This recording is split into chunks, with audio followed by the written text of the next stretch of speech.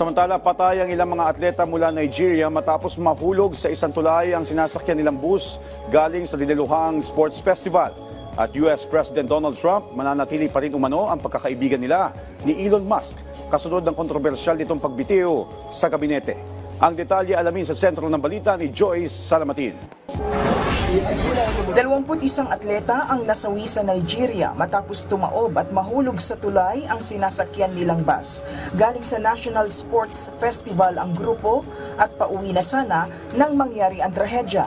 Ayon sa mga opisyal, 35 atleta at sports official ang sakay ng nasabing bus.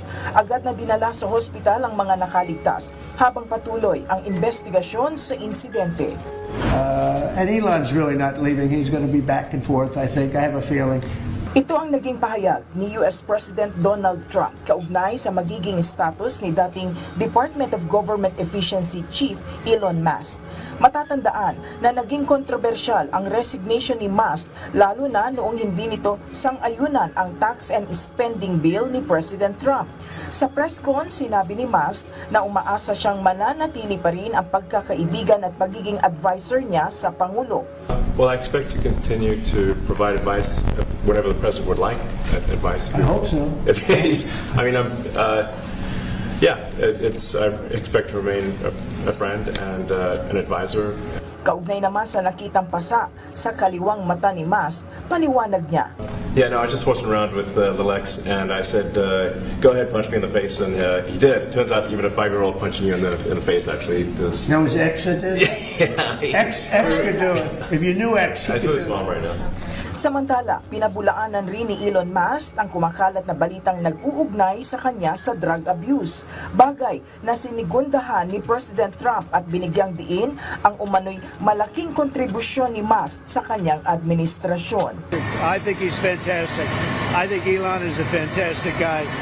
And Are you troubled by these reports? I'm not troubled by anything with Elon. I think he's fantastic. Did a great job.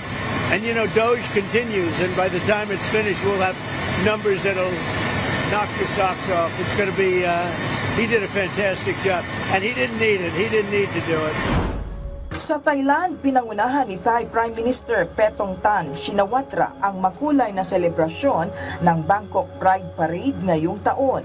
Suot ang makukulay at iba't ibang costume, nagsama-sama at nagmarcha ang mga miyembro ng LGBTQ community sa Bangkok.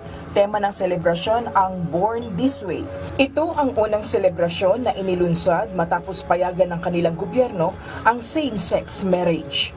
Sa talumpati ni Prime Minister Paetongtarn, binigyan din ito ang pagbibigay halaga ng kanilang gobyerno sa interes at karapatan ng mga nasa third gender sector. Joyce Salamatin, para sa Pambansang TV, sa Bagong Pilipinas.